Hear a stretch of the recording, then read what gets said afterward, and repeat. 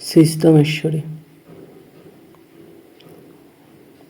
অস্তান্ত ঘচাতে ভাজের নজরবন্দি দাঁতে বহতা কেউ সুপ্রসন্নে কভার করেছে।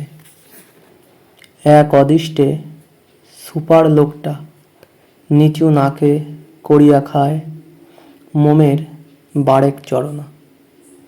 ভাগে এবড়ো খেবড়ো রোমান্সের স্নান যাতায়াতে চড়ে চারিদিকে শ্মশান মাছ মাঠ মাংস কলসি দেয় ফাঁকে ফাঁকে ফাঁকার ফাঁসি হয়ে ফাঁকি উমম স্তব্ধ নিয়ত ক্যালেন্ডারের দমন। দিনের সুসেন নরপতি রঘুপতি রতিপতি নন্দন মন্দন। ওগো বেটা চন্দন, যেই কালে হলি তুই সেই কালেই কারণের সিংহাসনে বসিলেন সেনাপতি গোসাই।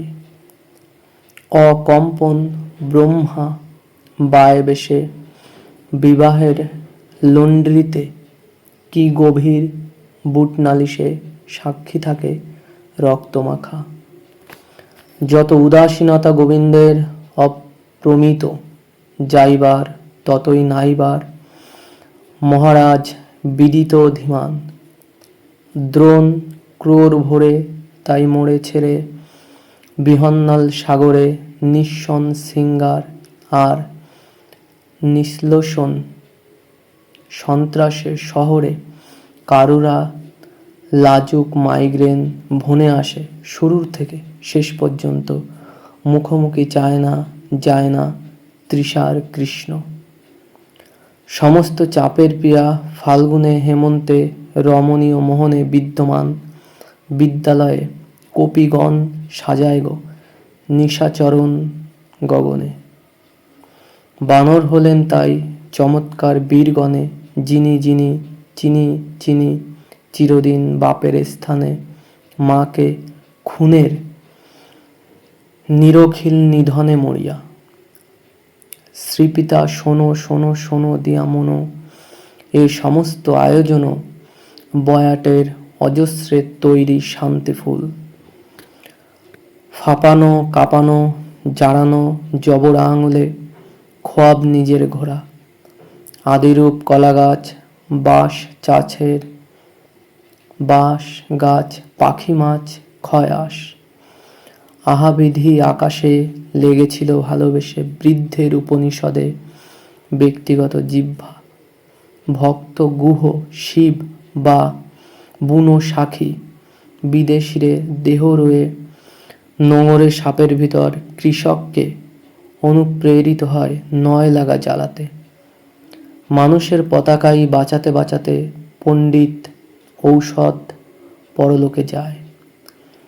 এই ভারত ভয় লোহার মুদ্গরে আপদ দিবে কারে সহস্র লোচন। পৃথিবীর ঘাস কেটে পূর্বে কহিনি কাহিনী বটে, শুনহ ইক্ষু বাকু পুণ্য শ্লোক গান।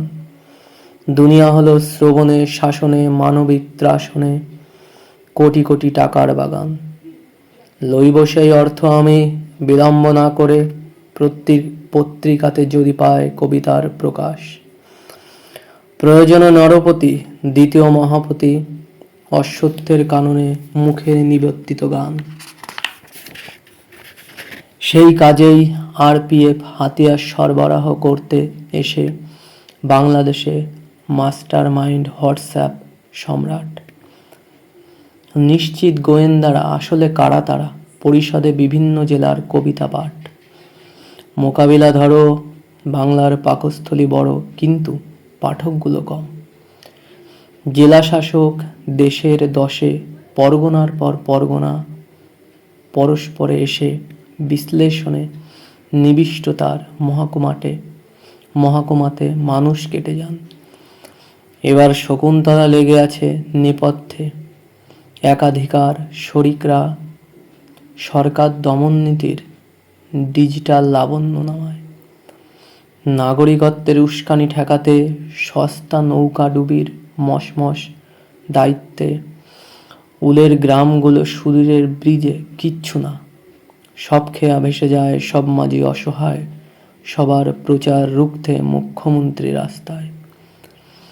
ইন্টারনেটে উঠল সপ্তর্ষির মহাসূর্য, তার একক হাতে বাঁকা বাঁশের বাঁশরি, আর হাতে রণতুজ্জ।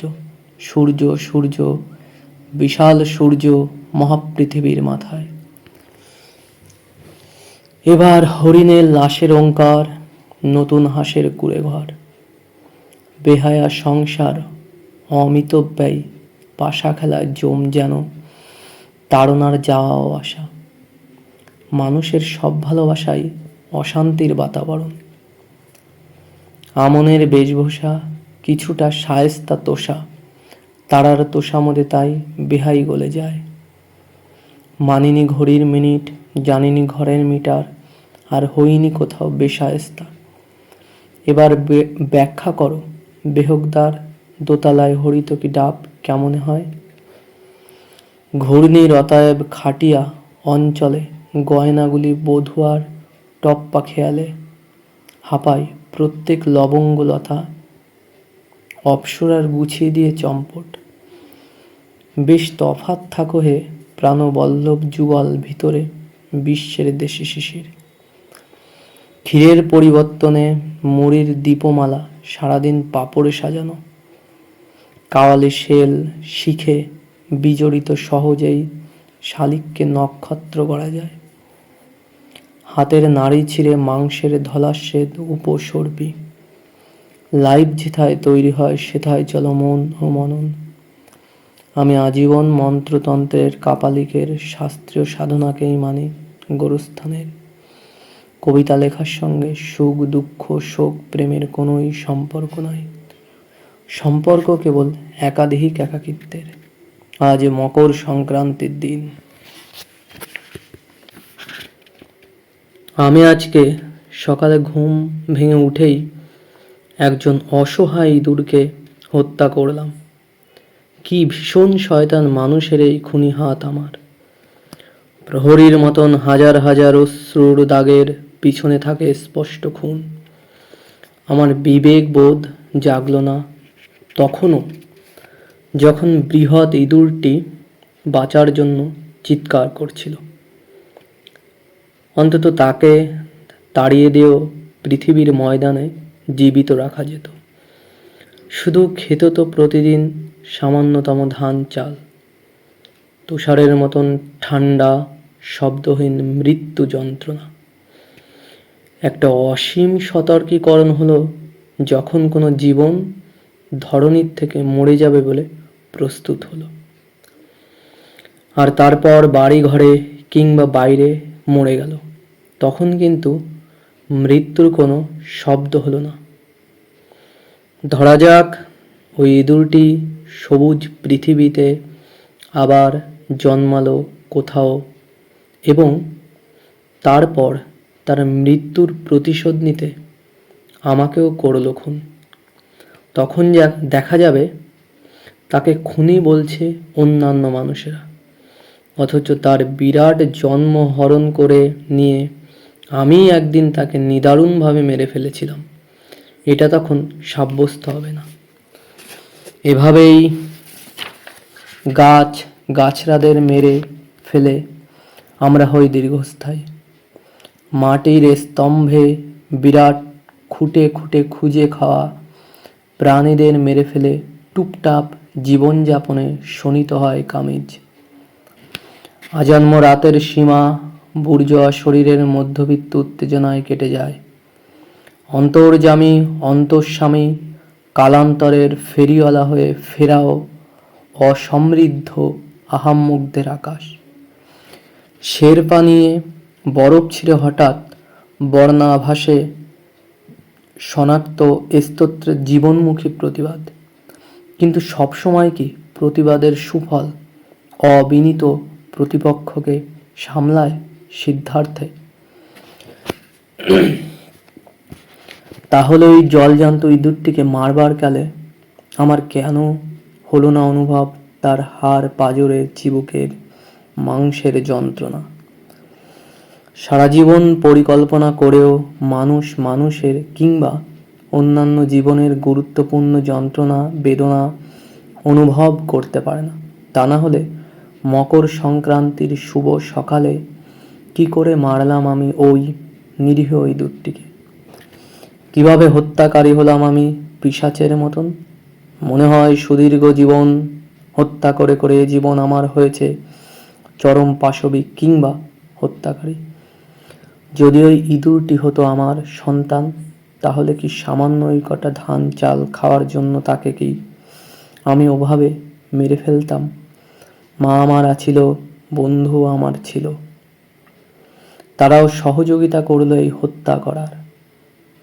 কাঠের লাঠি দিয়ে বাঁশের লাঠি নিয়ে এলো এগিয়ে, যাতে সে পালাবার আগে তাকে সজোরে লাঠি দিয়ে শক্ত বাড়ি মেরে ফেলতে পারে। যদিও বিড়ালের সবচেয়ে বড় শিকার ইঁদুর, তবুও সন্টু তাকে সিরিয়াসভাবে দেখল না, ধরলও না, ফিরে গেল তাকে রেখে সুদূরে। অ্যাকচুয়ালি মানুষের মা বাবা বন্ধু পরিজনেরা সহায়তা করে বলেই মানুষের সন্তান সন্ততিরা হয় নির্মম হত্যাকারী। এই যে পাখিদের মারে মানুষ, এই যে গাছেদের মারে মানুষ, এই যে রাস্তাঘাটের কুকুরদের খেতে দেয় না মানুষ, অথচ তাদের গায়ে আগুন ধরিয়ে দেয় মানুষ। ট্রেনের ভিখিরিকে ভিক্ষা দেয় না, অথচ গালি দেয় মানুষ। এসবই মানুষের অভিভাবকেরা নিজের চোখেই দেখে, নিজের কানেই শোনে, অথচ প্রতিবাদ করে না মানুষ। সত্যি সত্যিই কি মানুষের আর অভিভাবকের প্রয়োজন আছে আজ? ঐকান্তিকতার রেলপথ ধরে কে তুমি আসরে এই অভিলাষী ইঁদুর মারা কবরে। উত্তেজিত ধর পড়ে থেকে যে কথা কয় তা তো শোনার জন্য অভিভাবিকা চাই মানুষের। আসলে এই জগতের মদিরা বিহনে কোন ইঁদুর বিড়াল কুকুর জবা জন্মালো কোনখানে, এসব খবরাখবর রাখে কে? শুধু মারো আর সন্ধাননীকে নয়ন ভরে গান গাও। জাহ্নবীর জ্যোৎস্না আলোকিত সিগারেটে যে ফুল সজ্জা হয়, তার মতন হলদে এই সব ইঁদুরের মরণ। মারবার পর যে মরার বিবেক জাগে, সে বিবেকের বিবেচনাতে কি লাভ বলো? অনেক দিনের সন্ধ্যা এবার চটপটে চারিদিকে ঘনালো এদো হাসির নিহতে। আমি তাই সম্রাট ইঁদুরের পাশে প্রকাণ্ড হিংসা তীব্রে জীবনভর শুধু ধূমাঙ্কিত লাতখোর। বৃক্ষবন্দনা বন্দ্যোপাধ্যায়ের আঁকের পরীক্ষার পথিদেও না লেখেনি দুর্বল গল্পগুজব কোনো। তখনও বিভোর বাংলার কম বেশি পাঠকেরা সেই সস্তা কবিতাতেই। আজকের কবিদের অবহেলা যে অতীতে নেই, কিংবা আজকের কবিদের অবহেলা যে আগামীতে নেই, এটা ভাবা সম্পূর্ণ নিরর্থক। যেহেতু আবিশ্ব প্রশিক্ষণের বার্ধক্যে অশ্রদ্ধা করো, এটা ভাবা সম্পূর্ণ নিরর্থক। সেহেতু আবিশ্ব প্রশিক্ষণের বার্ধক্যকে অশ্রদ্ধা করো। স্কুল কলেজ বিশ্ববিদ্যালয়ের শিক্ষক শিক্ষিকাদের অশ্রদ্ধা করো। অশ্রদ্ধা করো পুলিশ ডাক্তার উকিল মন্ত্রী মেম্বার সুদখোর এলেমবাজদের, কারণ এরা প্রত্যেকেই বড়লোক হয় হারামির টাকায়। ভেরিতে ব্যবসা হয়ে এ দুনিয়া যায় যে বয়ে মর্যাদাহীন মজুন ঘরে। খামোশ হে নিমন্ত্রণের আত্মহারা মঞ্চগুলো, খামোশ হে কবি সৃষ্টিকারী কলকাতা। একদম অস্বীকার করে সিরিয়াস কবিতারে সুনামি আনকোন মরা গঙ্গায়। এই যে গাছেদের আখি পল্লবে জেমসপুর অথবা কিলোমিটার বসে যায় সোনার চাকায়। খেজুর গাছের স্যান্ডেল রাখা হয় জীবনের মূল্যবান স্মৃতিচারণে। আর কি বাঙালির জীবনে আসবে কভু মগ জগ পাতা পত্রী পাখিদের পায়রাদের অপূর্ব ক্ষণ। শিব সুন্দরবন নদীর তলানিতে ঠেকে গিয়ে খানিকটা বাংলা গানে বৃহৎ কাজ করে গেছেন গিটারের কাল। ডেরায় জমেছে মামদোবাজি পাজি বাঙালির রাজি না থাকা করমর্দনের শাক চুন্নি। হাঙ্গামার ধ্রুপদী বদ্ধমুটিতে ব্যাগারে যাচে দুর্নিবার ধিক্কার। কবিতা লিখে অতর্কিতে জোটে যে পুরস্কার, সেই পুরস্কার প্রকরণ করা হয় চিক্কণ ধান্দায়। এসব পুরস্কারও পায় সচরাচর ধান্দাবাজরাই। আমি তাই সম্রাটের মতন প্রত্যাখ্যান করি পুরস্কার। ঘূর্ণিঝড় যদি সম্ভব হয় তাহলে তবু আনবো লেখায় শিরস্ত্রাণ হয়ে। নতুন নতুন শিরীষের আত্মজীবনী লেখার কর্মকাণ্ড আমার। যে কবি দ্রুত তালে সহজলভ্য লিখে পুরস্কার হাতাও, সেই হতভাগা কবি আমা হতে সুদূর হয়ে যাও। আমি নিজের অসামান্য নগ্ন ছবি পোস্ট করে করে সমাজের অন্তরীণে থমথমে হলাম।